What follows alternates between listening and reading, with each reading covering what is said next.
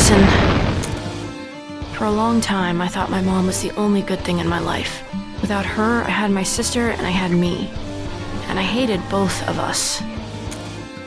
I hated my sister because she tried to take care of me and she wasn't my mom.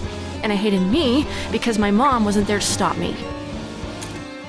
And then that made it hard to do anything else, so I just didn't. You don't have to do this. It's not helping. You would do this for me.